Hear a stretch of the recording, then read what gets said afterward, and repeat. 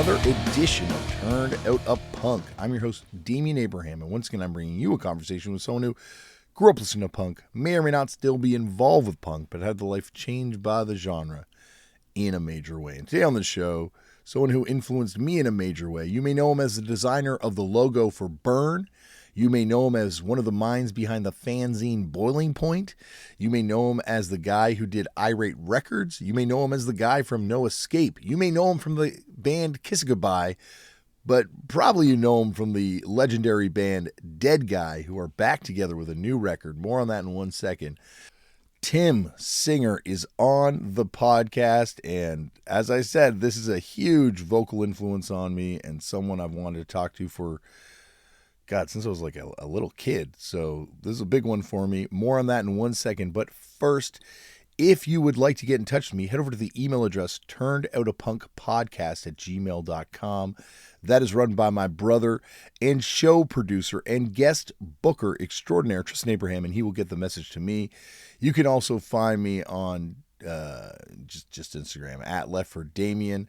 There is a Turned Out a Punk podcast TikTok account, a YouTube page, an Instagram page, and a Facebook page. All those can be found at Turned Out a Punk on those platforms. And there are videos that are put out for this podcast. I put up videos for this podcast, and Tristan puts up the videos I make for this podcast on those platforms. So you can check those videos out, and you can also keep abreast about what's going on the show by following that stuff. That's really all it does for you. But it's worth it. Maybe it's worth it. If you don't want to do that, just tell all your friends about this podcast. Let them all know that you enjoy this podcast, and we do it twice a week. We're back to twice a week because we have a new streaming show as well, hosted by the great Nick Woj from Cold World, from just a legend of design, a legend of music, and legendary now for his hot takes on I Heard They Suck Live, the Turned Out a Punk kind of wrap-up after show, which happens every Wednesday live at 9 p.m. You can check it out where you listen to, check it on YouTube, and then it will go up on Friday on the platforms where you're listening to this podcast. So we have 2 shows a week now. We have Turned Out a Punk, and then we have I Heard They Stream Live every 2 weeks, and every week that's not happening, there's going to be a Turned Out a Punk Classics. We're back to the 2 episodes a week schedule. Let everyone know. Put up signs, billboards in your community. Let people know that there's now 2 episodes of Turned Out a Punk a week again. I play in a band. We are called Fucked Up. You can find out more information at fuckedup.cc. And we don't have any shows coming up right now, I don't think. I don't think we have any no shows. Maybe we do. Check there. They will know better than me. And we also have a bunch of records, and you can find links to all that stuff over at fuckedup.cc. All right, on to today's show. As I said off the top, this is a guy who is a huge one for me. Tim Singer is on the podcast today. And I was one of those people that loved Deadguy. Like, first time I heard Fixation on a coworker, it melted my brain. And then Deadguy 2.0, I liked it. It wasn't as much my thing. But then when Kiss It Goodbye came out, Deadguy was kind of just before my time, whereas Kiss It Goodbye, I remember being so excited before that record came out. I remember getting those records, like the 7 inches and then the LP, and just, oh my gosh, this guy's voice is perfect. And now Deadguy is back together, and they have a brand new record coming out on June 17th. Sorry. Vinyl is going to be shipping on June 25th on Relapse Records. You can go over to the fine folks at relapse.com and pre-order the record now. This thing is a monster. They've released 3 songs so far. All 3 are great. There's no other way to put it. You can check those things out. There's also a video, I believe, for Kill Fee, which is also out now. You'll find links to all this in the bio. And Tim's got one of those voices. We talk about this in the episode, so I don't want to be redundant by hashing it all out right now. But there's just this certain type of hardcore voice, which, I don't know. I can't really put my finger on it. I haven't put enough thought into what makes it perfect like it is. But John Brannon, Tim Singer, DeWitt. There's just certain people that have these voices that, man, these are my vocal gods, not Robert Plant. Who the fuck is Robert Plant when you got Tim Singer? Anyway, I'm not going to ramble on. I'll save the hot takes for when we do. I heard they stream live. In the meantime, head over, grab that brand new, or pre-order that brand new Deadguy record, Near Death Travel Service. And I don't think I said that, but anyway, the album is called Near Death Travel Service. This intro is being recorded very late at night or very early in the morning, depending on your definition. So I won't ramble on anymore because I don't know how much sense I'm making. In the meantime, though, sit back, relax, and enjoy the great Tim Singer on Turned Out a Punk. Tim, thank you so much for coming on the show. Sure thing, man. Well, sort of honored to be here. Well, that is huge for me because it is a huge honor to have you here. I reserved this for the on-air portion of the discussion. You're a huge influence on me as a vocalist. Like, I feel like you are, I feel like anyone who knows that you're one of the greats to kind of do the aggressive vocal style. So as someone who kind of follows in that tradition, it is a privilege to get to talk to someone who played a huge role in my development in that world. I appreciate that. I mean, I have my own Mount Rushmore, and I do appreciate hearing that from people because I do sort of give it my all, you know. It's like an under-respected art, I think. Like, especially getting older, doing this kind of vocal. Like, you look at, not everyone can kind of hold on to their voice. I think John Brannon, who's someone I've heard you bring up from time to time. To me, he's like the Frank Sinatra of this vocal style, where he gets better with it as he gets older. Yeah, and I feel like Laughing Hyenas is underappreciated. Like, I'm like, that's the shit he did with that's obviously Negative Approach, right? That's just a no-brainer. But I never saw Negative Approach 1.0, but I saw Laughing Hyenas a ton, and couldn't believe. First of all, he would stumble on the stage, right? Like, he was just a hot mess at the time. I hope I'm not speaking out of school with that. I think it's well documented. But I say that to say, never once did they not fucking destroy live when I saw them. They were like, it was amazing. I couldn't believe from the second he grabbed the mic and the song started. The power. Him and Rollins live, I don't think I've seen better. And that's what I aspire to, like pretty much those two. It's almost like the ego and the id of aggressive vocals, him and Rollins. Yeah. And I feel like Rollins is much more self-conscious, much more like lots of homework, like really works the craft, like almost overachieving. And John Brannon, I think, is that guy that you can push up on stage at 4 a.m. when he's been drinking all day and he can just deliver, right? It's like, it is like the two ends of the spectrum. Yeah, and I think it's like one's like very unconscious and one's, like you're saying, like very introspective and self-aware. Mm-hmm. And I think it speaks to the fact that one guy's kind of, I'm not doing this to talk shit on Henry Rollins. Obviously, he's accomplished a ton of shit in life, but one guy's still doing it and one guy's stepped away. I think it kind of speaks to the different approaches to this very ego, thing. Yeah. I mean, it's funny because like I think you and I are like we're older, right? So I think you probably ask yourself those questions about yourself, like what's driving me to keep doing this? Like, I don't need to do this necessarily, right? Like, so is it my ego? Is it what is it a sense of just I can't help it and I was born to do this? Like, what is it, right? Like, and maybe Rollins, I feel like sort of calculated, like I'm done with that, right? And you put it on the shelf. Yeah, and like that kind of like painfully self-aware. It's funny because like Ray Kappa was just on the podcast and Porcel had been on and talked about a period where Youth of the Day broke up because Ray wanted to start sounding like Blast, and said that he wanted to get his Rollins on. And I think all of us lead singers have that in us, where we kind of want to start, taking our shirt off and grooving on stage, like kind of like, getting to the sort of like Jim Morrison side of things. And then the John Brannon thing, like you're saying, it's like I've seen him. He's in great shape these days, but I've still seen him party all night. and still be Right. able to get up the next day on stage and out scream all of us. Yeah. That's incredible. Well, No, I remember. I mean, I used to hang out with Youth of Today. I wasn't like in their inner circle. I was probably in the next circle, right? Because I was in New York in 87, 88, 89, 90 kind of time. Setting backups on their that We're Not in This Alone, that kind of thing. And I do remember, and like I was tighter with Walter out of all those guys, but I remember Walter saying like, yeah, Ray wanted to do this sort of blast thing with that song "Keep It Up," and that's where they were trying to be like blast. And I was like, that's cool. I fucking love blast. Like Houston Today doing blast. That's amazing.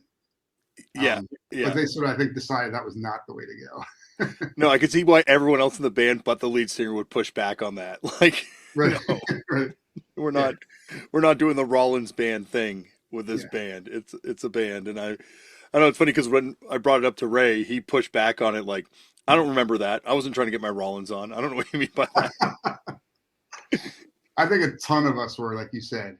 Like I even remember like Dan O'Mahony at one point like made some joke about like more Rollins than you. Like, everybody was just, you know, yeah, it was definitely in the air, right? I feel that, yeah, I mean, me as a singer, I feel like he was taking it to a place, like he didn't rest on his laurels with Black Flag, right? And like he took it to another level. And first time I saw Rollins band was a small club in South Jersey, and there might have been 20 of us, and it was like this small little dive bar in Margate.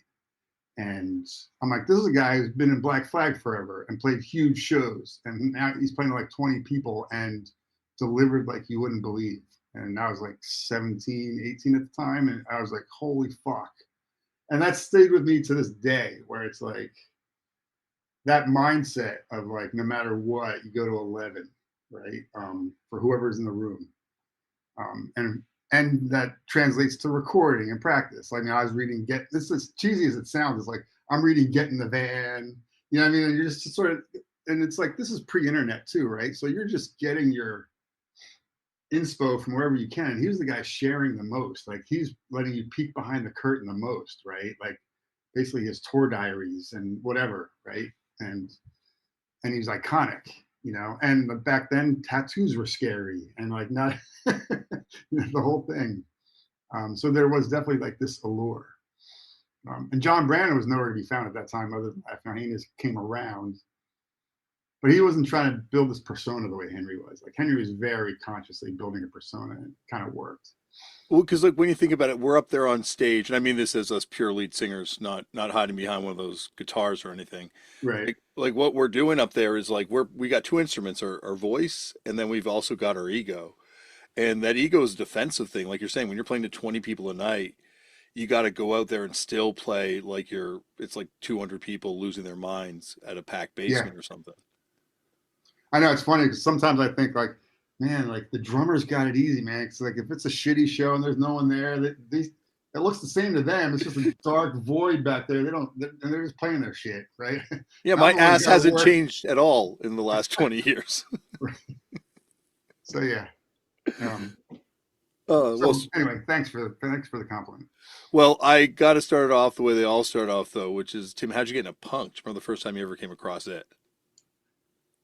Yeah, I mean, it wasn't like it was December 11th, but older brother, 4 years older, which is like an eternity, and whatever thought was cool, I thought was cool. So it went from Zeppelin and Kansas to Black Sabbath and Aerosmith, and then eventually Sex Pistols and the Clash and shit like that. And then, but what I remember specifically blowing my mind was finding a Dead Kennedys Too Drunk to Fuck 7-inch in his room, and I would just go hang out in his room, whether he was there or not, and just play his records, right? And I was like, you can't help but want to put that on, first of all. Like, I was like, can you do that? A, can you be called the Dead Kennedys? Like even that was even shocking at the time. And then B, I'm like, Too Drunk to Fuck. I got to hear this. And it's like basically surf punk, you know what I mean? Like, with Jello's weird high end vocals, and then that just made me want to try more shit, right? Like Suicidal Tendencies got their hooks into me real early with Institutionalized, like that kind of stuff. I almost feel like they don't get enough credit. Like there's always like the staples, Black Flag, Bad Brains, Minor Threat, of course, all that stuff. But Suicidal was huge to me back then. Yeah, so it was that. It was basically, and then, I remember my brother sending me to the local record store to buy Walk Among Us, right? Shit like that. And then I was lucky enough to, and then there's a whole look to it. There's the classic thing. It's the 80s. I don't fit. I sort of don't feel like I fit in. I don't want to be a jock. I'm not a cool kid, but I'm also like not a nerd or a loser. Like I just was not interested in anything that popular culture had to offer, right? And so New York was right there. And my brother would come home with stories of going to clubs or whatever. So it was like I could hop on a train and go to New York, and then you discover the killer record stores, and then you're just sort of off to the races, right? You're going. I was spoiled. It was the '80s. The Ritz would have these rock hotel shows with like Black Flag, Dead Kennedys, Social Distortion, Circle Jerks, DOA, Cro-Mags, all these like. To me, these felt like national acts, Husker Du, whatever.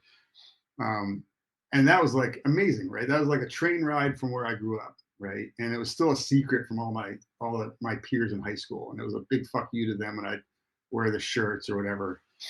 And then I discovered CBGB's like April of '87, I think it was, Agnostic Front.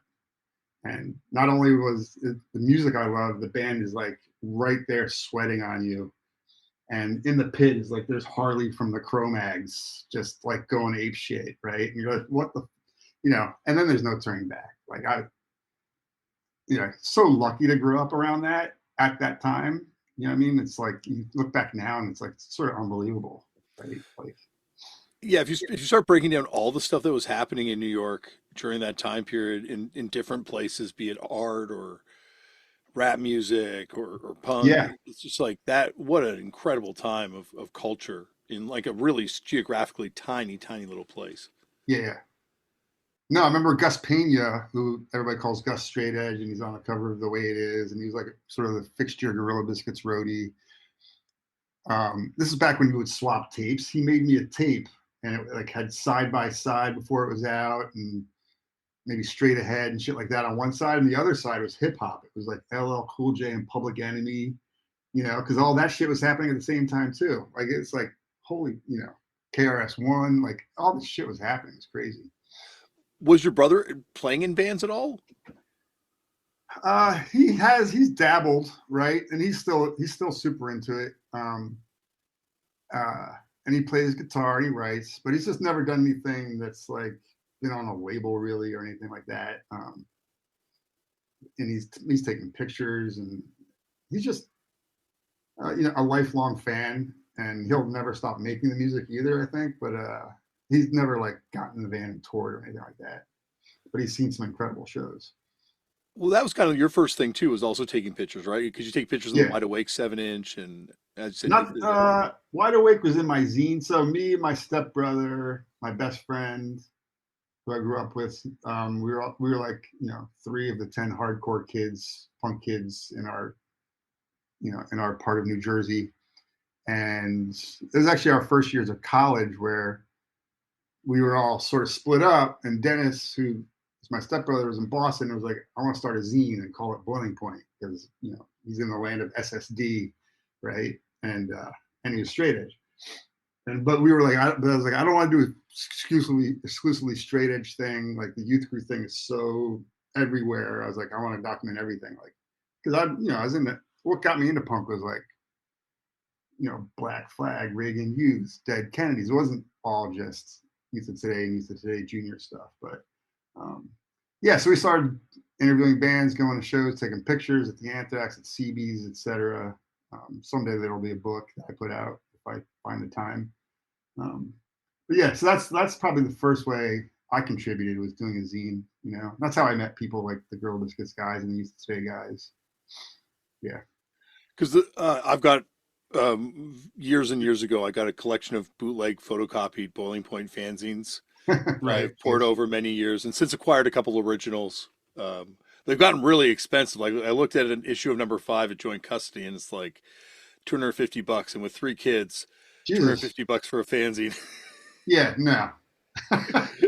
Yeah, it's so funny with that stuff because I'm like, like I designed these shirts back then too. Like I was doing groups, and these things sell for so much money. And like at the time, I would like let people just have my silk screens. Like you weren't doing anything precious. You were just part of a scene, and I was making shirts for bands, not really making any money on it, just doing it because it's a cool band. And I knew how to do it, right? Like the stuff all becomes precious later, right? All this, I mean, the record collecting thing, that was already a thing, like I remember everybody in New York was like looking for Pay to Come, right? And you could still go to like old record stores, obscure ones that like in the West Village or something, and you'd hear if someone got lucky going through a bin.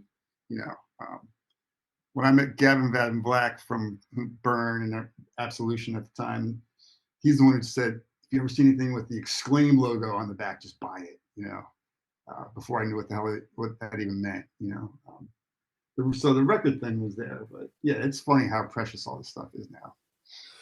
And it's interesting how it's just because people have imbued it with this. Like, there's no, obviously, I think this shit's awesome, but it's not imbued with any sort of value. Like, there's no intrinsic value. Like, sorry, I should say, there's no intrinsic value to this stuff. Like, we've imbued it with this value. Like, people have like been like, this is really important. Like this cultural artifact, issue number 5 of Boiling Point, the controversial 5th issue, is a very important document. I know you're out with it by that point, but Yeah, it is a zine that has been, I think, discussed in many group chats since the invention of the cell phone. Right. Yeah, I mean, it's funny, like even like the folklore, right? Like that comes with stuff. I mean, I think Deadguy's probably been the biggest recipient of the folklore thing, right? Like we disappeared for 20, 25 years and we became a clothing company, or like, and there's like some massive feud and all this stuff. Like, it's just, yeah, it's funny. Well, it was that the name was sold to a Japanese clothing company, right? Like I think that was from Victory Magazine.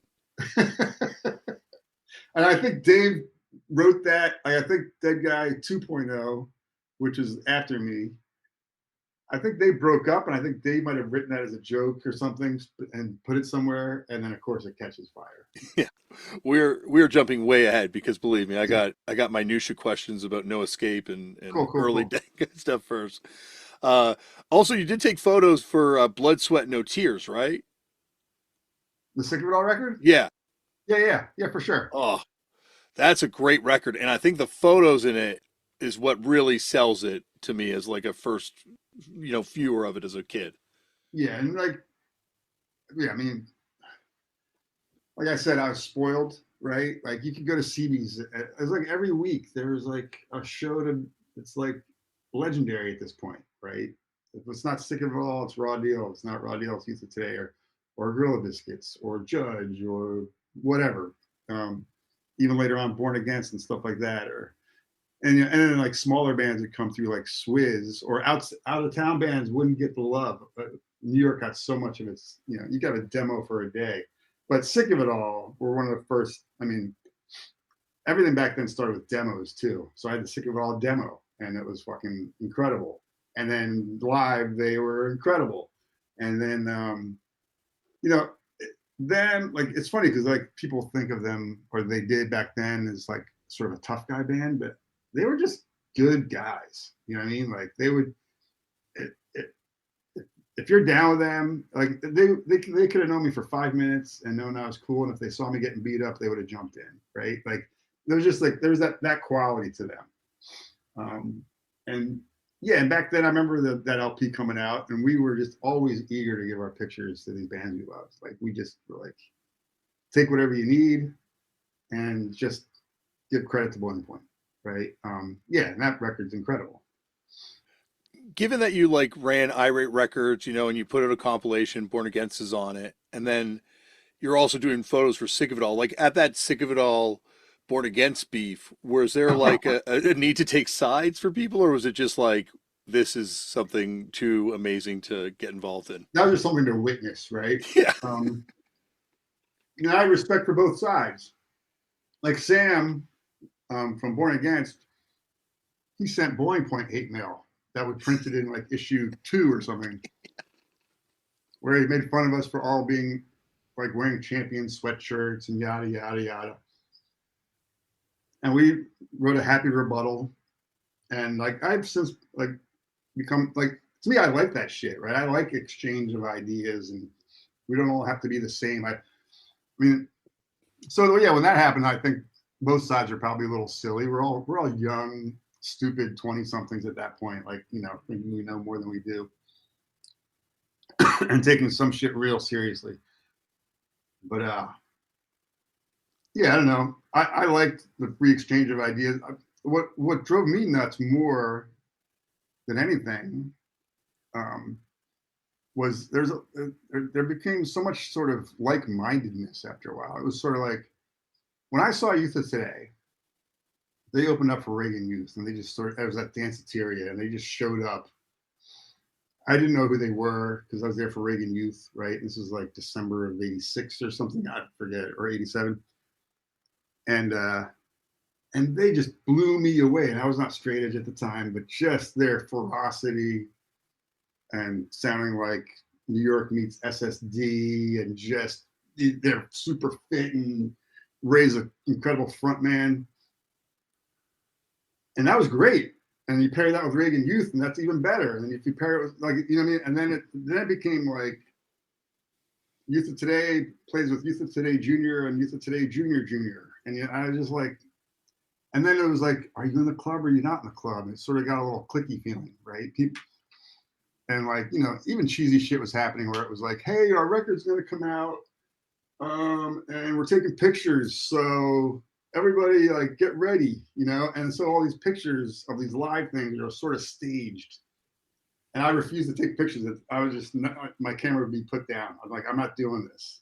Like, I'm not doing this sort of fabricated, we all want to be on the cover of Break Down the Walls. You know what I mean? Like, so I much more enjoy a Born Against going up against the Sick of It All and just hashing it out, right? Like, I just think that's a better use of energy. I don't know.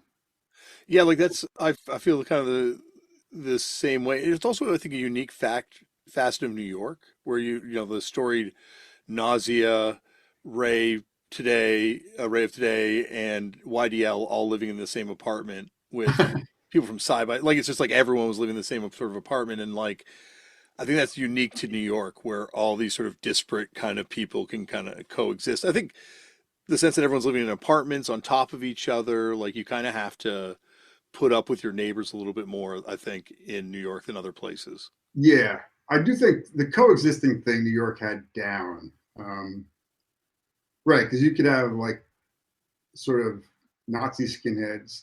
Not that there were many, but if there were, there was also the sharp skins that would be like, making sure not. So, but you could leave New York and go to Philly and be like, oh, you got to watch out for the white power skins. You know what I mean? But in New York, it's like too much of a melting pot, right? And any given band on stage there's a big chance it wasn't just all white guys, right? And that was a great lesson for me as a suburban kid, you know, where basically the town I grew up in, there was like the white kids and the black kids, and that was it, right? New York was like these people, like it was just such a melting pot. It was, you know, it was cool, and it did lend itself to, yeah, like this more tolerance. I guess tolerance is the word. Like, yeah, you just sort of, yeah. Otherwise, there would have been like wars at every show. You know what I mean? But yeah, like YDL could play with Nausea and everybody goes home.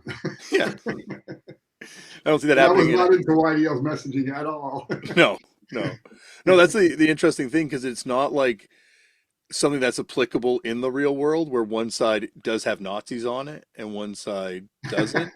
And like, I know, like, obviously that's an extreme way of looking at YDL's kind of message, but that's the ultimate end game, right? Like that's how Yeah. it all plays out. And so it is interesting. Going back to New Jersey though, were you like into the Mother Records bands, or like aware of that Mother Records stuff at all? No. It's such a weird little subsect of New Jersey. Someone's described it as like sort of the really towny kind of punk scene, but it's like the bands like The Worst, Fatal Rage, Chronic Submission. No. It's I was like into like AOD, Bedlam, Sand in the Face. There's like from the New Jersey's Got It comp. Like that was like the pride of Jersey at the time. Um, Yeah, to me, AOD were like the kings of what we called Jersey hardcore at the time. You know, I even had a jacket where I painted AOD real big on the back. More than But then I mental quickly abuse? got into the Oh, New York stuff. sorry, more than a mental abuse? More than mental abuse, yeah. No, AOD was it for me, man. They were like Humongous Fungus Among Us. Was it Wacky Hijinks, the other one, I think? Yeah, Yeah. yeah. Yeah, they were the shit. I don't know. And there's like a Bedlam song on the Jersey's Got It comp that I loved. But yeah, then I got really into the New York stuff. And New York just also New York like had CBGBs, had some records, had the Pyramid Club, and it was just the place to go. Like even if like it was just cool because like I would take the train in, and hang out at Tompkins Square Park or whatever, right? Like it was just a whole experience, and like you'd start to make friends through the scene, and you'd see them before the show for a couple of hours ahead of time. Like so, I don't know. There's just a whole thing to it, right? Like there was a real, I mean, it's a community, I guess, which is not a word I don't throw around a lot, but yeah, there's just it's sort of a magical time. It feels like it's also like a really unique, like we talked about, like the intermingling of worlds that happens there, but also like just it's very different than a lot of the other sort of scenes that pop up around America. To this day, it's kind of different, I guess, because of the way that city functions, and it just has to be kind of different. Yeah, and I just think it's also remarkable how many bands from that time got really big. To me, I felt a little bit like we're living our Discord. Even with Revelation Records coming out, I was like, oh, now it's like it totally was like I was having like a Discord sort of out of body experience. I'm like the Warzone 7 inches, like like even like the fact that they're like Xerox and folded in half, and like the sound quality is shitty, like and then eventually it gets better, and the color starts to be introduced, and Gorilla Biscuits is sort of the minor thread of Revelation, and the whole thing.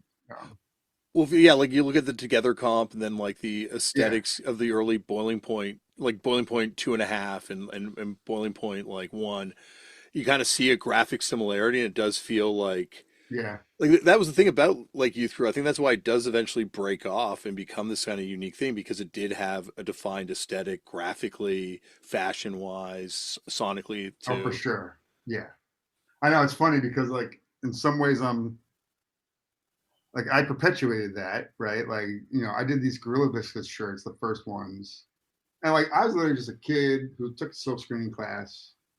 Gorilla Biscuits might have been my favorite band at the time, and I'm like, I'm gonna make shirts. Okay, so we started taking pictures. I've got this killer picture of them. I'm gonna put that on the back.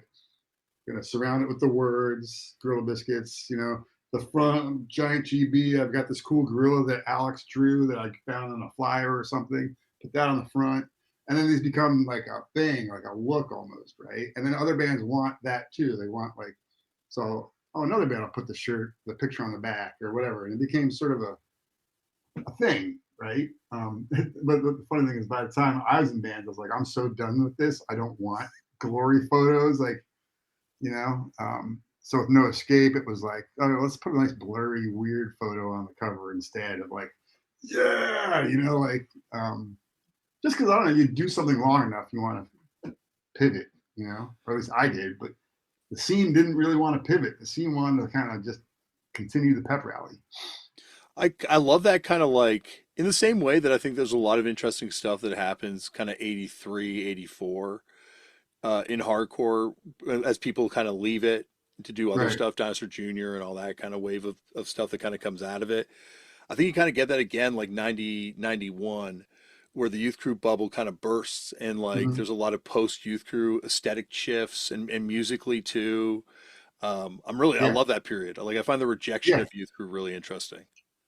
Well, it's funny because it's interesting you bring that up, right? Because when Quicksand and Burn came out, I was like, oh, this is cool. Rev is sort of entering this like dag nasty phase of like, again, I'm making these parallels because I can't help it. Because that's how to me, I'm like, there was like the obvious first iteration of Discord, and then there was like Right to Spring and Embrace, and it led to sort of and Dag Nasty, all that stuff was a little bit like phase 2, right? All these guys did a second band and progressed, but in a way that's cool, not in a way that's lame. And I was like, I feel like Quicksand did that, and Burn did that, you know. And then I'm not sure really. And then Iceburn was like delightfully sort of weird, and like Far Side was pretty cool. Sensefield, Killed for Less. There's a period where it was, and then I think it sort of reverted back to a lot of Judge Junior stuff. Like people figure there's like a formula though. A bunch of people like grew up on and wanted to do themselves, sort of live that dream for themselves or something. And like I don't want to judge it. I just didn't want to be a part of it. You know what I mean? Well, it's interesting because you're back on Revelation with Kiss It Goodbye just in Right. time for the Youth Crew revival. Like perfectly timed for the next crop of bands that were kind of trying to bring it back. And it's interesting because it's like sort of this pendulum that constantly swings back and forth, right? Where you have like bands kind of getting bored with it, chased out of because of violence. Like it's interesting you make the parallel with Revelation and Discord because it's almost like you could look at ABC No Rio as being the Revolution summer moment for New York.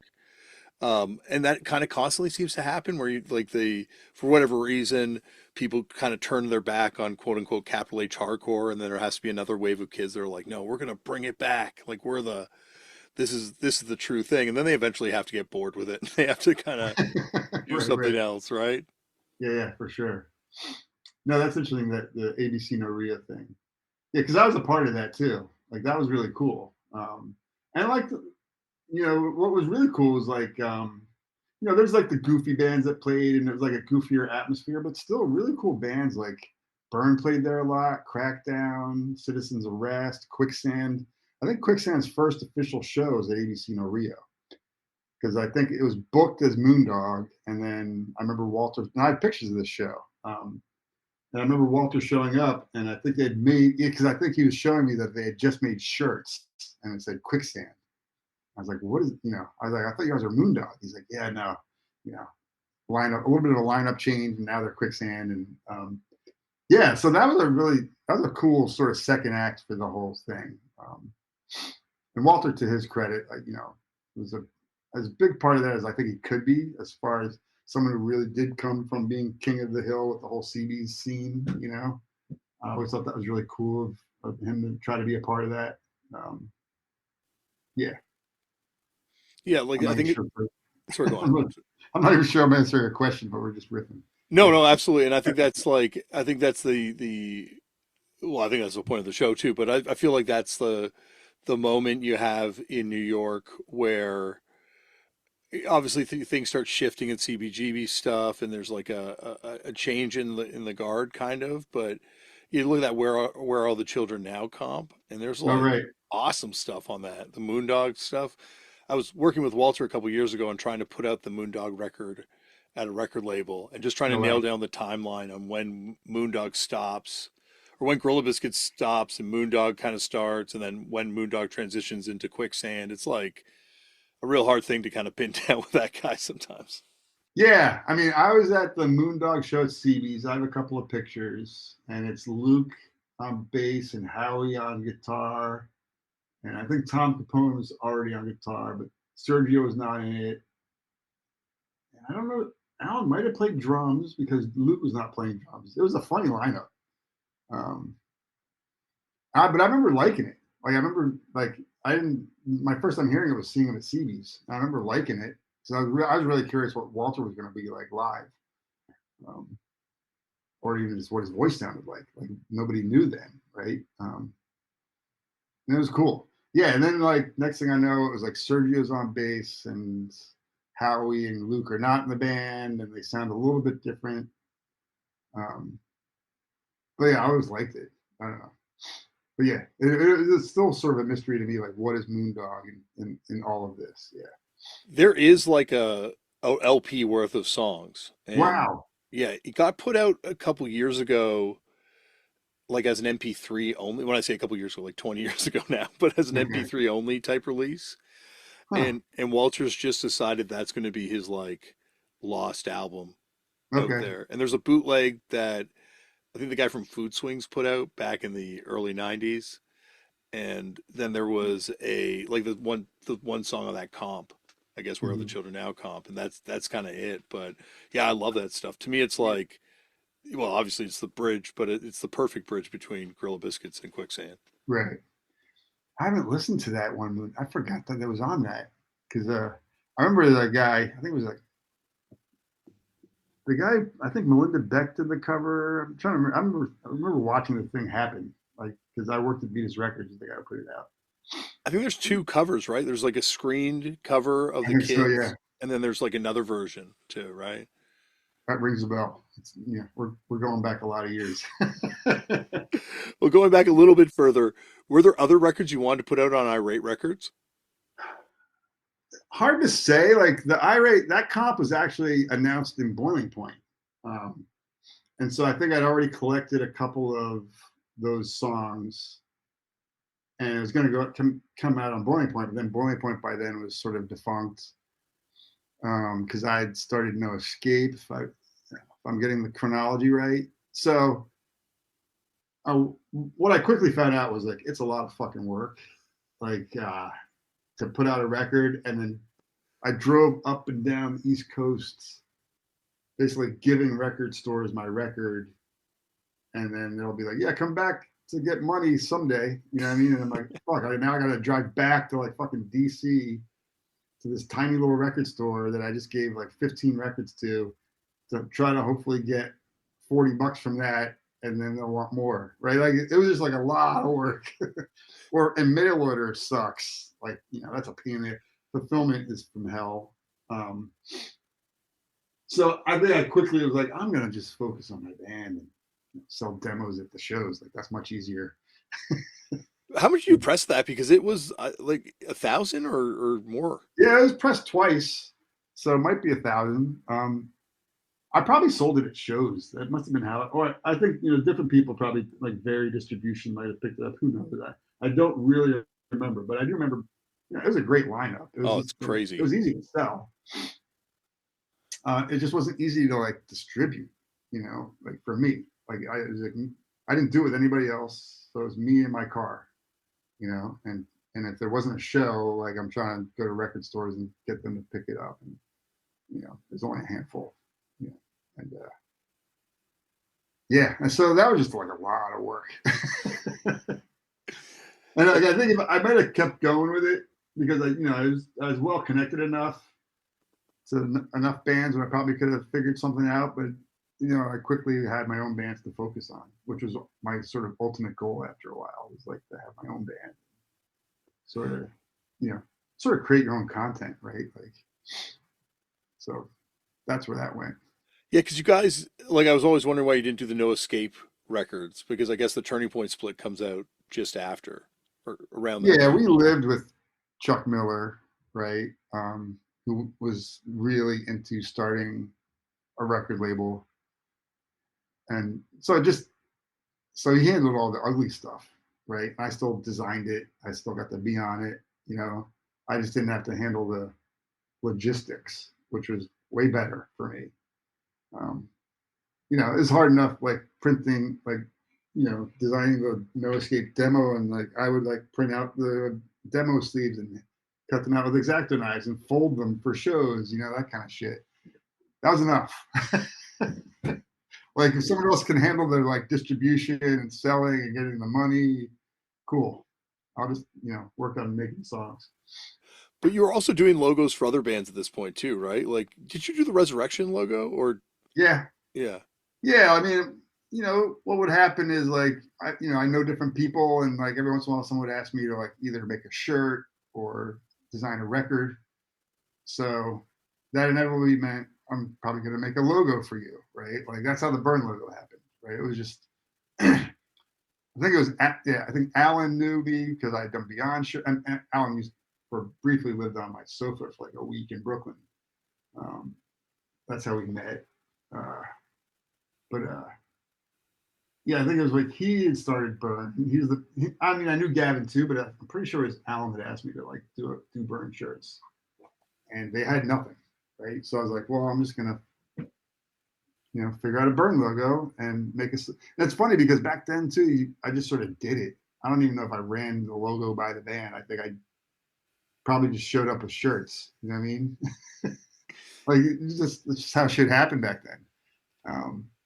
Like the Gorilla Biscuits shirt that I did, like I wore it to a show. Walter saw me wearing it, and then asked me to make it for the band because I made it for myself. Like there was like a two. You know what I mean? So that's just how shit happened.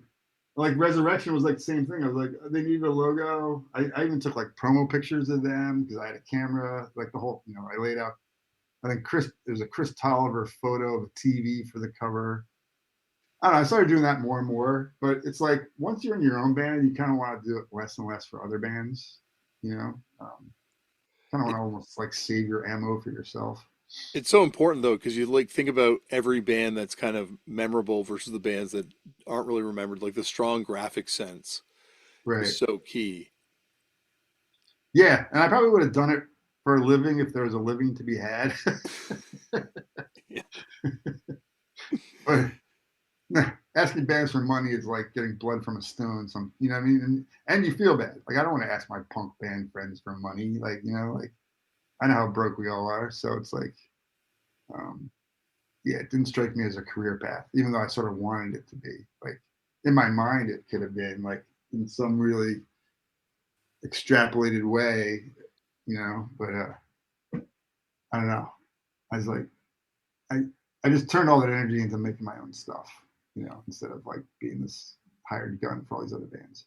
I think Raymond Pettibon would probably be the first guy to tell you that you kind of have to use that for the jumping off point to something else, because I don't think he got paid very much from his brother, from the sounds of his Yeah, I don't stories. imagine. Yeah, exactly. Because you weren't putting out the records yourselves, you do wind up putting out a record on Overkill Records, Ron Brotherhood's label. Yeah, Rest in peace. A really underrated label. yeah. I mean, Ron, it's funny because I saw the letter from him that he wrote when he heard Deadguy. Like he's just a great guy. And my stepbrother moved out. Dennis, who started the zine, moved out to Seattle, late '80s, early '90s, something like that, and like ended up being really good friends with Greg Anderson and Ron, and I think the guy who plays bass for Foo Fighters, like that Nate. whole crew. Yeah, Nate. Yeah. I was doing research for this episode and sent him a photo of the Galleon's Lap interview Oh wow. from Boiling Point issue number 5. Yeah, Galleon's Lap. Yeah, Greg Anderson, man, Engine Kid. Like I loved all that shit. I love Greg Anderson, but It's interesting when you look at Galleon's Lap and you think, man, there's Sun O and the Foo Fighters in this yeah, emo band. yeah, it's crazy, right? Like all this, like, yeah, Dennis was there for like a magical, like he saw. This is a sidebar, but you know, Dennis was out there, sees Nirvana play at OK Hotel, and then they have to, because it's a bar, everybody had to leave at a certain time. But Nirvana's like, if you come back after hours or whatever it is, we're gonna play our new record. So my stepbrother Dennis got to go back and see Nevermind played. You know what I mean? Like Yeah. this like amazing piece of like rock and roll history or something. So he was in the middle of all of that. But anyway, Ron, the No Escape record was like posthumous, but Ron wanted to put it out anyway. And I just love Ron. I'd met him a couple of times and chatted with him when he was in that really SSD Brotherhood. Yeah, that's how I first chatted with him. He's just a great guy. So it just felt like, okay, that's cool. Someone wants to actually document all the No Escape stuff and put it out. And, but it's funny because like when I first listened to it, actually I was at Rutgers. I remember getting a copy of the CD and playing it at the Deadguy house. Like, because it was already in Deadguy by the time it came out. So it's, you know, there's so much overlap. Like you just go beyond to the next thing. I thought it was so cool that you guys do a Big Boys cover on it. Yeah, that was Steve-O's idea. I'll give him credit for that. Like we wanted to do an atypical cover, right? And it's funny because like in a way we almost were like, and this is gonna piss off Maximum Rock and Roll. How dare these fucking kids from the hardcore scene, the youth crew hardcore scene, which we were trying so hard not to be from in a way. but you know, it was marketed back then as like Tim Boiling Point is in a band with Steve from Turning Point. So it was like, you know, we were already pigeonholed. But yeah, he suggested it. We all heard it. We're like, this is fucking great. We can destroy this. We can make it our own, right? We're not going to sound like the big boys. But yeah, I think I'd been in bands for all of 6 weeks at that time, like 6 or 6. Like it was recorded so early on. I didn't know. I had no idea what I was doing, but it was fun. Yeah, I like it because it does it has that continuity to punk and Yeah, does, you know, like it's like I don't know, anytime you see that stuff, like there's like this pressing of Can't Close My Eyes where Ray and Porcel and all those guys wrote their favorite punk 7 inches and are talking about Devo and Buzzcocks records on the labels of the single. And it's like, I love that because hardcore and punk are best when they're kind of mixed together. yeah, yeah. And it's funny because you know, I don't typically sing the way I do on that Big Boys cover, right? Like, it's not so easy. Like, you know, and it's like, I'm like, this is kind of a fun thing, a little bit outside of my lane. To the outsider, it wouldn't sound that different, right? But to me, I'm like, that was really me sort of stretching. Yeah, no, I get it. I 100% get that vibe too. And it's like, and that's the thing is like sometimes you get in your lane in this thing and you're like, yeah, I can flex, I can go some other places. Yeah. There's no reason Yeah, I cool. can't. Um, did you guys No Escape tour much at all? No, we did one national tour, but you know, we recorded the song Silence within 16 days of my first practice, right? So we just went fast. Then we quickly recorded like this 5-song demo, and then we quickly played like the Anthrax opening for Burn and Quicksand. So we just hit the ground running, right? I mean, I think our 4th and 5th shows were like at Spanky's in California playing with like Statue and Chain of Strength and shit like that. So we had these like sort of highly targeted, really cool shows, not by design really. And so it felt like we hit the ground running, and we were like well received from day one. So like, and so all our shows were just, they were all like kind of good shows. Like we didn't do any like really downer shows that earn our stripes. Like we sort of started on the second, you know, we started on third base. You know what I mean? Like we were just playing great shows, and we were like, you know, getting great attention, selling shirts, and you know, we do this. And even our national tour was great. Nothing fell apart really, and it was with Worlds Collide and Railhead, and that was pretty awesome. And when we were in California, we played with like Born Against. You know, like it was just like everything this line. We played with Carrie Nation when we were in like Omaha. Like everything was sort of aligned nicely. And then those guys wanted me to sing. Like Steve decided that I was the problem, like that I was somehow holding him back. And I was like, fine. And the feedback I get is that people sort of like, sometimes they like us despite the fact that you're trying to rock out, but whatever, you do you. I'm going to go do me. You know, we parted ways sort of amicably. And I think they tried to play 1 or 2 shows without me with Zach, the drummer from Worlds Collide, who sang for 7 Gone or whatever it was. And he sounded sort of Lane Staley-ish, right? Sort of Alice in Chains-ish. So that was making Steve-O very happy. I think Jason Farrell might have even designed their record. Like they were trying to do all the things they wanted to do. And I want to do the opposite. I wanted to make Black Flag Damage sound like a pop record. You know what I mean? Like, so that's just, you know, definite fork in the road. Yeah, like it's you brought up that Nirvana show that Dennis went to, and that's such like an interesting moment where all of a sudden it went from being this thing that really had no stakes to being this thing which had an Right. upside, and bands were getting signed, right? Like Quicksand got signed, like you know, maybe if you did sing, maybe like I'm not obviously I'm completely in your boat. Like I'd be like, fuck you, I'm not singing. Yeah. But I think like I could see why bands all of a sudden were like, Mm-hmm. oh shit, well maybe Island Records will put this out. Right. My whole thing was like, I will talk to any label, but on our terms. Like, I'm not here to be some, like, it's just like, it's not what got me into this. Life's too short. Plus, I can't do it. like it's not a skill I have. So I don't want to be like some miserable trained monkey trying to like, it's like, nah, there's people better suited for that stuff. Like, if I could sing like that, I would have figured it out by now. So Yeah, like, and I guess Quicksand obviously gets some success, but like the most successful band out of this would probably be what, Rage Against the Machine. right, yeah. And it wasn't like he was singing; he went the opposite way with it. It's like a hip hop. What? Yeah, Yeah, I remember Alan again from Burn, and he was out of Burn at that time, and he's in Quicksand. I was going to see Quicksand at City Gardens, and they had just finished a tour with Rage, but I hadn't heard them yet. Right? Rage just in my mind was like, oh, Zach from Inside Out. They're calling him like DJ Zach because he started this hip hoppy thing that's like funky or something. And Alan's like, all right, look, it is hip hop, sort of funk rock, but I'm telling you, it's fucking amazing. And I'm like, are you sure? And then I got the copy of the first record, like in the used bin at like Venus Records, like one of those like promotional copies, not for sale kind of things. And I was like, oh, this is fucking cool. Like I loved it,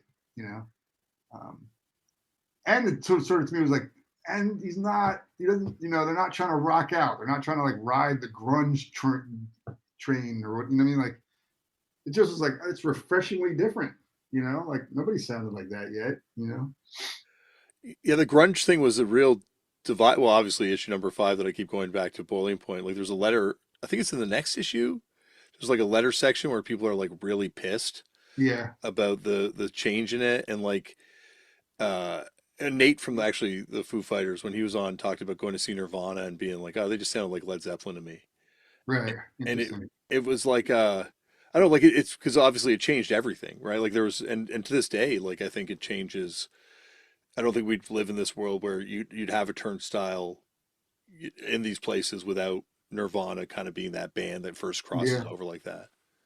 Yeah, that's a good point. Yeah, I mean, I remember when Nirvana I was a big Nirvana fan when they were on Sub Pop. Like, Soundgarden and Nirvana. It's funny, and I would argue both bands got better after they got signed, which broke the mold, right? Like, but I remember talking to Steve-O from No Escape. We're like driving to practice, and we had heard Nirvana got signed to Geffen or whatever, and we were like, I was like, what's that all about? Is that like a tax write-off for Geffen? Or are they just like throwing money at something?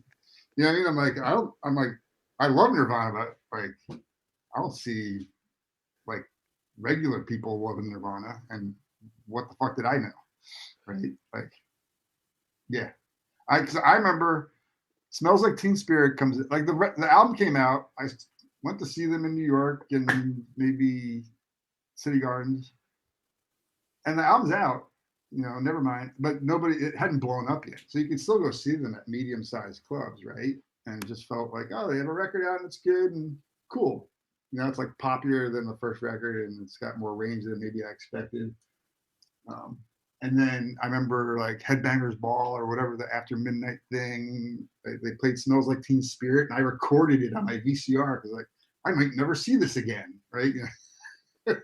And then that song became America's new national anthem for like, forever. And then now I'm hearing it come out of frat boys' cars, Yeah. I'm like, what the fuck's that? And Rage Against the Machine is like coming out of like frat parties, I'm like, what's going on? It was like Beastie Boys probably paved the way with that with Fight for Your Right to Party. That was probably the first real, entering the broader vernacular of just American broism, Yeah. But yeah. Yeah, I think Nirvana and Rage Against the Machine, more than the Beastie Boys. I think the Beastie Boys got conscious a little bit later on, but I feel like those two bands, Zach De La Rocha and Kurt Cobain, both got to the top of the mountain and realized like, oh yeah, it's not about platform. It's not about getting out there to these masses. These kids will ignore everything you're saying, no matter how clearly you're Once saying. you're a commodity, right? Yeah. Speaking of which, you did a record on Lost and Found record. No Escape did a record on Lost and Found. Oh, Was that a legit release, or was that like one of those lost and found? It shows up on Lost and That's like Found. the split with what's on the It's a other split side with of it? Bonesaw, maybe, Yeah. which is also very I bet bizarre. you, I'm pretty sure Steve gave them permission and it was that simple. Um, and like, I never got caught up in that stuff. I never, to me, I'm like, hey, if more people want to hear it and it's going to reach people overseas, whatever it is, cool. Like, that was always my mindset with that stuff. Like if people want to borrow my silk screens and make more shirts, cool, right? Like, I just always, that was always, to me, it was all open source. So like, I think it's pretty legit. Steve-O could answer that for real, but I'm pretty sure he gave permission for that. Like, yeah, because he was eager to have that stuff come out on anything at all times. Yeah, it seems like there's always permission, but whether that comes from a band member or a roadie, that Right. is where there's some discrepancies. Like, it wasn't explicitly me, but I think the understanding with me is that I'm always okay with it, so. Yeah, Lost and Found and Mystic seem to have the reputation for, like as long as you're okay with it, because no matter what, it's going to come out. And what the only thing that will annoy me is like if they don't send me shit. You know what I mean? I'm like, you could at least send me some shit. You're gonna sell my shit. Like, so I do have one copy of that 7-inch, and I'm not sure if they sent it to me. I think they might have, because I don't remember where else I would have gotten it from. But yeah, It's funny. It's funny in this era where like bootleggers have Instagram accounts and are like advertising the bootleg drop versus where people are burning the numbers off the record, or making sure that no one found the screens ever. Yeah, because there's people do that with T-shirts too, right? And it's like these limited drops, and yeah, I'm actually trying to get a Minor Threat shirt from a guy who did that. It was like the Minor Threat shirt that was always on sale at Bleecker Bob's, and I used to have. It was never their shirt, but it was just like one of the official Minor Threat bootleg shirts, Probably produced by Lost and Found or Mystic Records. Yeah, exactly. Yeah, it's definitely a. It's interesting, like, because this stuff becomes a commodity both in its actual representation, but just even like graphically. Like, how many of those Misfits skull shirts sold over the years were actually made by the Misfits, but like they were making somebody money. Right. I know, and the irony there is like the Misfits are great at stealing that artwork in the first place. Yeah, that's true. So maybe they can't complain. I think they're all doing fine anyway at this point. Selling out Madison Square Garden. Well, that's the thing about punk rock. It's like such a postmodern thing. Like, I went to saw Green Day the other day, and they're playing like they played. He starts playing Summer of '69, like Billy Joe Armstrong, the riff, and Right. singing Summer of '69. Then they go into a Green Day song, and it gets to the breakdown, and the riff is completely lifted from Summer of '69 that he had just played before the song, almost Amazing. pretty foretelling. Like, here's where I got the sample from that you're about to hear. And it's like, oh yeah, this whole genre is based on lifting riffs and graphics. You had Frank Black on, right? And Yeah. he was saying how it all sort of ended with Minor Threat. And that did get me thinking, because I love art history. I loved it in college. Don't quote me on any art history now, but to me, it's the same as, like Van Gogh being inspired by stuff coming from Japan, or even Frank Miller, if you want to get more modern, right? Getting inspired by Japanese comics, whatever. I feel like Minor Threat took it to this point, and now we're all postmodern. Now we're all sampling. And it's funny because like I always sort of enjoy it. Like I might lift a phrase like "I wish I," which is like an Embrace song. Like I might just borrow those 3 words to do something, right? Like, so for me, I'm like, we are in this sort of era where, like, I mean, I guess there's probably a band that could try to play a song in 3 seconds and to get, maybe it's Infest or something, but yeah, I feel like we're sort of in this postmodern, which I think is cool though. I think there's so much now that's been created that now you can. But to me, that's what the Dead Kennedys were doing, right? It's like surf punk meets political protests. Like, I just love that kind of shit. Yeah, I think even Minor Threat was too. Like, I feel like, Yeah, to me, SSD almost might be the first band that really broke from it, because Al Brill like hated punk, hated like only wanted to sound like hardcore Right, with his right. Okay. approach, right? Right, Like, right. and then I feel like what you guys are doing, like I always looked, especially at Kiss Goodbye. Not like I'm a fan of it. Like I love the new Deadguy record, obviously as well. But I mean, like when that Kiss Goodbye record came out, kind of at the height of bringing it back style hardcore, or Cry on the Floor emo too, and it was something that didn't sound like Deadguy necessarily, but sounded like new. Like I was like, oh yeah, there still can be innovation in this stuff. And like you said, Infest or Right. um, there are bands every once in a while that I feel like still kind of kick the ball Yeah. forward a little bit. Yep. And I'm always interested to find out how that's done, right? There's something's gonna surprise me. I kind of love that, right? And it Yeah, doesn't always have to be ugly. Like I feel like my lane is to try to make things not even ugly, just less less polished or less, smoothed around the edges. Like we like to be a hard swallow, right? Like a tough pill to swallow. Like I sort of like that, right? Like I like that about Rollins band, like whatever. Like it's not supposed to be for everybody. Although nowadays I feel like it's funny because it's sort of become a genre, right? Like now I'm 56, new Dead Guy record comes out. My kids are the same age I was when I was doing all this, and they don't listen to this stuff the way I did. It's just another channel in Spotify, right? It's a lane, right? Like they'll listen to Charlie SCX, and then they'll listen to, I don't know, something super heavy, and it's like to them it's like all the same sort of commodity in a way, you know. yeah. Um, it's just a different little square playlist in Spotify or something. Yeah, it's interesting. It's changed a lot. Yeah, it's changed a lot, but I feel like the one thing that does kind of survive is that there is this, like I went with my youngest kid, not that by their choosing. They're only 9 years old, so they did not want to actually go here. But I dragged them along because I was going to sing with this band, Restraining Order, who are a younger Right, band in the sense that they're younger than me. And right, going to that show and realizing, holy shit, I think this is the first time I've been at a hardcore show where I'm one of the 10 oldest people in the room, and it's still happening. Like they right. might Yeah, not get to it the same way that I got to it, but like they're still in this warehouse in something that's not being covered or sponsored or just wiling yeah. out to bands, doing the same SSD covers that that everyone's been doing for all these years too. No, there's something really magical about that, I think, and I think Yeah. it almost has more meaning in some ways, or heightened meaning, because everything is so packaged and channeled to you, right? And you can still go to a hardcore show, punk show, whatever, and be surprised and be confronted with something that you may never have heard before, or even have an experience you just didn't anticipate, right? Like there's something super cool about that. Yeah. But going back to it, almost feels like in the late 90s, there was like a scene that did really, because there wasn't a defined aesthetic, or maybe there wasn't a defined media to kind of link it together.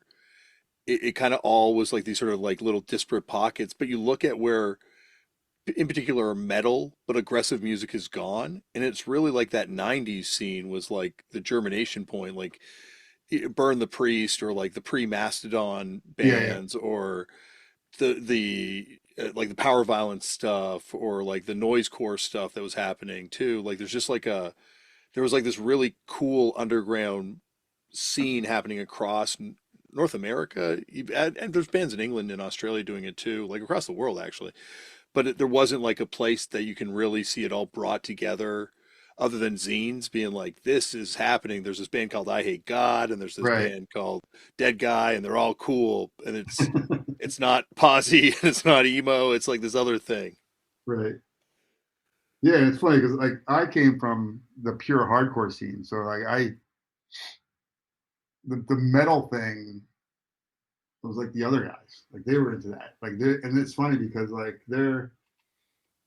I'm the older guy in the band, not even that much older, but by high school standards, I'm the older guy in the band, right? And I grew up on, and I also because my brother's 4 years older, so I was playing Kraut and Cause for Alarm and that kind of growing up on that kind of stuff, right?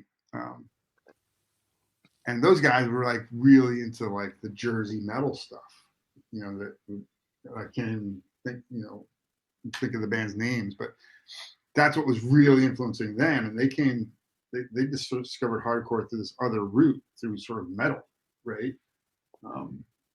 Where I discovered metal by being in hardcore bands with guys who like metal. And like, because like, I don't know, all the hair band shit, those are the guys that I was having fights with in high school. Like all the Motley Crue dipshits, and their whole look drove me crazy. I was never into like Alice Cooper or any of that stuff. So to me, they were like the natural enemy. And so it's kind of funny. Like Anthrax was like one of the exceptions because they seemed like hardcore guys in a metal band. And then Metallica was like an exception because they wrote smart lyrics. Like, so there's a couple of like exceptions. And then Slayer was sort of just undeniable, right? Like once someone turned me on to Slayer, I was like, oh, yeah, this makes a lot of hardcore bands seem like fucking Goldilocks. Like, you know, so,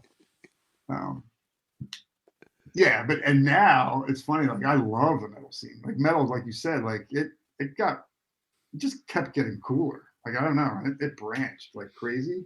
But there's something about metal shows that we play at least where it's like you don't feel judged. It's not as cliquey. There's no one trying to be king of the pit. You know what I mean? And there's like, and there could be like crazy shoegazy stuff going on, really theatrical stuff going on.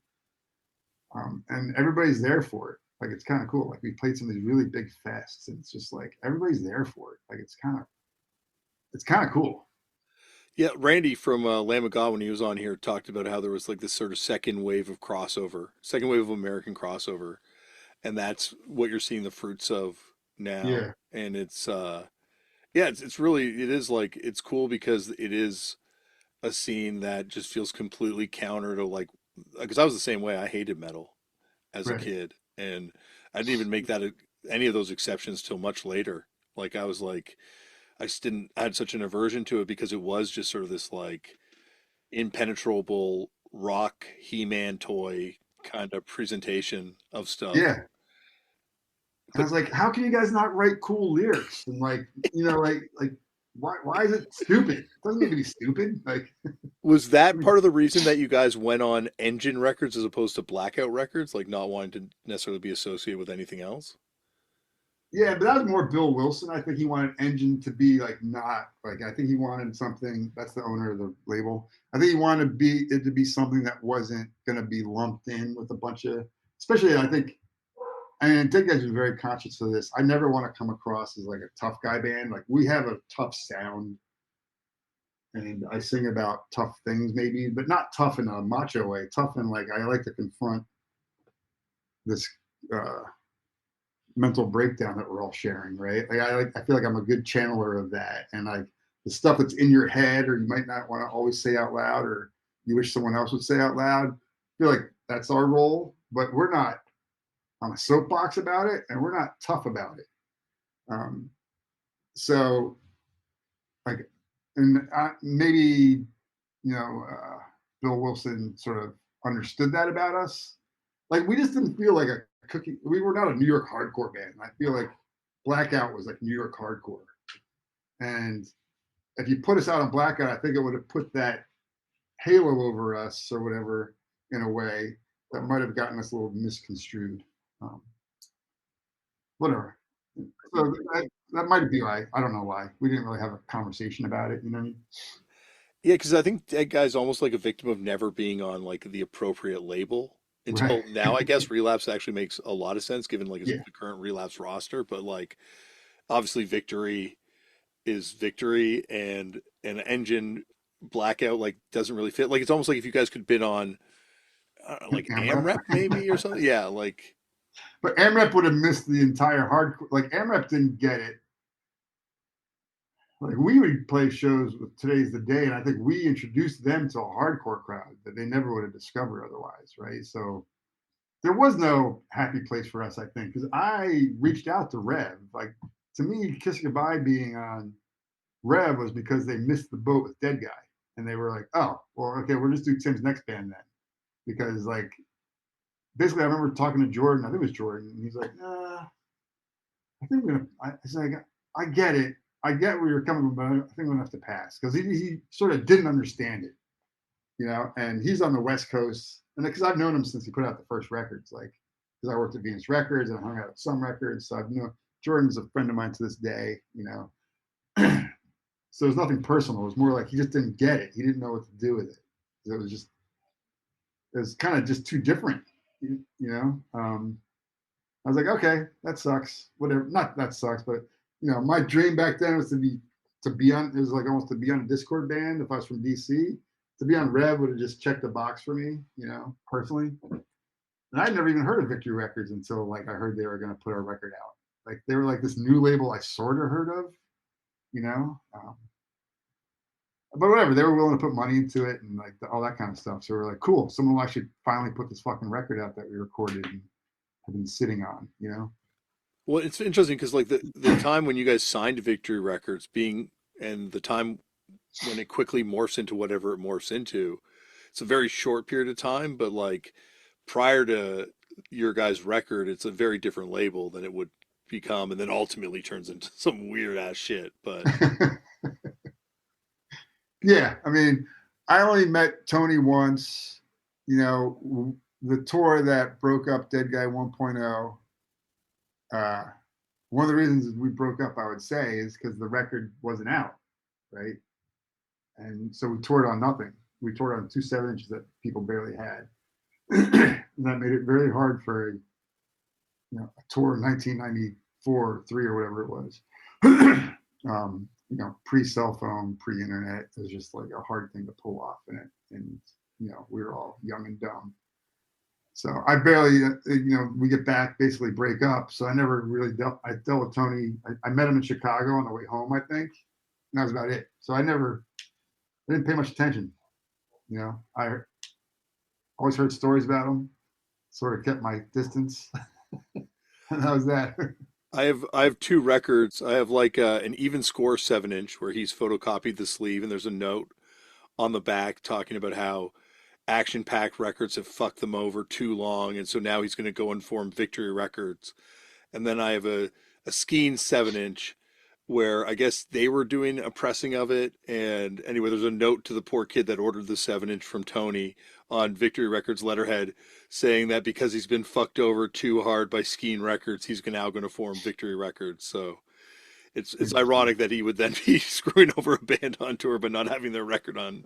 No, he didn't screw us over though, to be fair. It was Engine couldn't pay for it. So we went and recorded it. Engine couldn't, we had to get off of Engine, and Victory basically bought it out. Oh, okay. So he didn't fuck us for that. It was just that I never had dealings with him because we broke up basically before, you know, and then, but I did hear like, you know, after I left, like Deadguy actually wanted to change the name, but he was like, if you do that, I'm not giving you any support or anything. So that's why Deadguy kept the name basically, because he wanted to hold on to it. Did you get a Deadguy watch ever? No, I didn't even know they existed. Yeah, they've got the Victory magazine, which I'm telling you, like, talk about a great cultural artifact. And in it, there's like merch catalogs, and they're made every piece of merch imaginable for every single band on the label. Like, I can't imagine a Hi-Fi and the Roadburners watch was ever a hot seller, but It was available. Huh. I'm gonna look into that to see if they've ever got past a prototype, because like there is a single Kiss It Goodbye snowboard. Whoa. Like they made a prototype and then they never did anything, but my friend in Seattle still has it. He promised to mail it to me. He still hasn't, but you know. I'm pretty sure the Deadguy watch at least sold one, because I do remember meeting a kid on tour. Wow. Who had a Deadguy watch. That's kind of cool. I think they must have just bought like a bunch of like Swatch knockoffs on bulk, like pre-Temu style, and just put it like Warzone plate. I want to make one now. Now I feel like somehow a watch, and maybe it's got to be broken or just have nothing but sixes. It runs backwards. 6, 6, you know? Yeah, it goes backwards. All right. See, we're having a good brainstorming. That's good. I like that. There you go. It feels like, and I don't mean to put this on you, but like every time you kind of get a band that was kind of going, something kind of happens. Like Kiss It Goodbye, it felt like the momentum was just kind of getting going post that LP coming out, and I never got to see you up here at least, so I don't know how much touring or playing you guys managed to do, but it just felt like it was never sort of capitalized on in sort of Yeah, not in a no, you're crass right. way. You're right. So yeah, with Deadguy, we just didn't survive that first failed tour, um, and I was quick to be like, I'm moving to Seattle, and I thought we could continue the band, but that was sort of a, a fantasy. Um, and then with Kiss It Goodbye, we did a really terrible tour with Obituary, and I was I didn't want to do it. I wanted to do our own tour. Like I wanted to be like Helmet, like we do Kiss It Goodbye shows, right? We play this, and this is like a low point for Obituary because the shows are really not attended well, and they're all 21 and over. And I'm like, well, fuck, that turns off so many of our fans, right? And I would meet kids outside the show. They're like, can't come in, just wanted to come hang out, see what shit like that, right? And like our bass player was like making fun of Obituary the whole time, calling them Oshituary. And like the band caught wind of that pretty quick. Obituary did, and just sent us home. And that took a lot of wind out of our sails. Keith was also super in love with a girl who lived on the East Coast, who he's now married to. So I'm not throwing any shade at him. And he just made a life decision that I'm going to go be with my girl, you know. And then so Damian replaced him, but we just sort of like ran out of steam. Like I was like, I think I want to have kids. I think I've done this forever. My throat always hurts. So it's like, yeah. So and yeah, it never became. I think it was one of those things like when you're doing it though, you don't know that people are gonna feel this way about your records all these years later. Like I didn't know that people felt that way about Fixation for the longest time until really that once the internet starts happening and I'm on Facebook and then I'm on Instagram and then I got people tagging me all the time and telling me either reaching out to me because they find me, right? And they write me really nice notes about how much these records meant to them, or they're tagging me with like all these big bands are like wearing our shirts or mentioning us. Then I started to get an ink, and then Decibel wants us in their Hall of Fame, and so I started to get a sense that what we did had some impact, but I was just raising my kids, being with my wife, playing ultimate frisbee, stuff like that.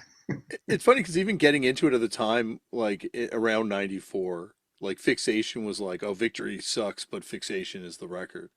Like, or people like Integrity and Fixation are Right. the records to get on Victory. Like it felt like right away there was, but there's not really like a scene for Deadguy to kind of fall into. And even Kiss It Goodbye a few years later, it's not like you guys could like really No.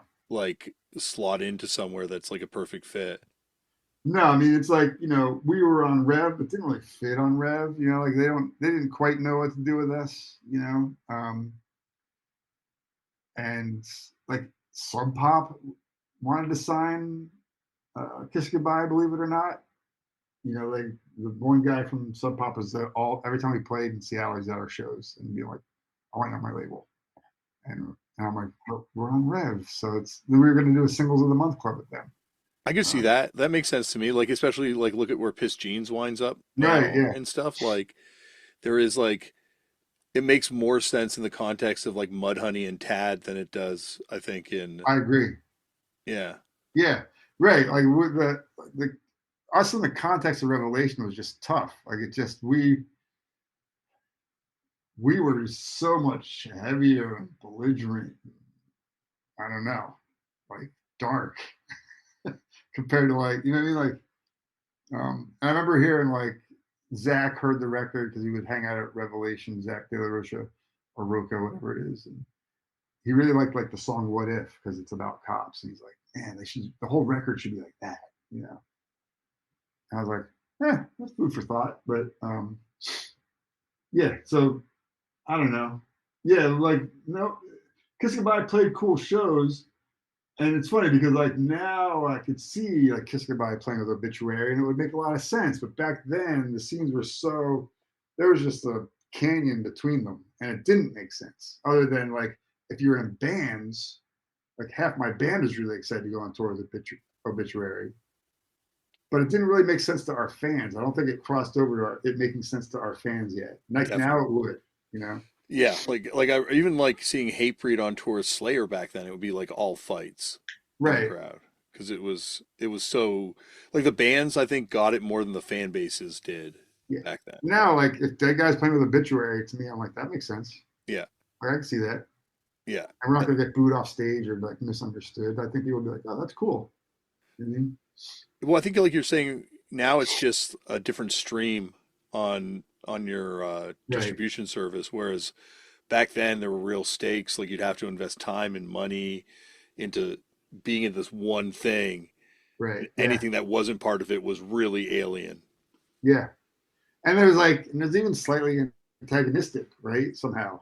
Like there's especially, you know, like Obituary had a giant tour van and the shows were 21 and over, which was like the antithesis of the scene I came from. So it was like even that I think was like a cultural divide, right?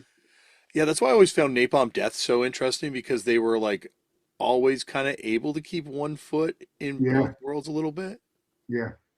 No, they're great. Kissing Goodbye's first shows with them is great, Coming Out on High. And then our first show back, Deadguy's first show back at the Fillmore, Napalm Death played, I think, the next night. So to me, I'm like, that's sort of this beautiful bookend, and it's just awesome, you know. Them and Converge is still around doing it, you know. Yeah. And I think Converge played No Escape, like, you know what I mean? Like, it's crazy. Yeah, it's amazing how like there are these bands that kind of have this longevity in this scene and are able to kind of put up with each other for that long. Like I feel like that's something for all of us to try and aspire to, but I don't know if I'll be able to do it. Like those guys, like that's like fucking like almost 40 years they've been together. Yeah, it's crazy. It's cool. I'm sure they pick their times and, you know, then they go about their lives. They're like the Rolling Stones. Yeah, yeah, and there's almost like, and then it's like Jacob's got this sort of like he's got this sort of trajectory as his lead singer versus like yourself, who's it's almost like like I say, it's almost like a Kubrick kind of approach to being a lead singer, where like you're in different bands, so you're not always doing necessarily the same vocal approach because you're writing with different people. Right.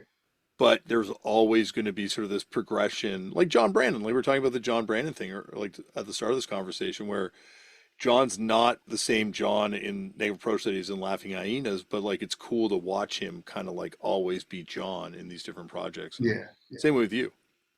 I try. Well, anytime you want to try here on this podcast or anywhere, Tim, you are always welcome. Very cool, man. No, this has been fun.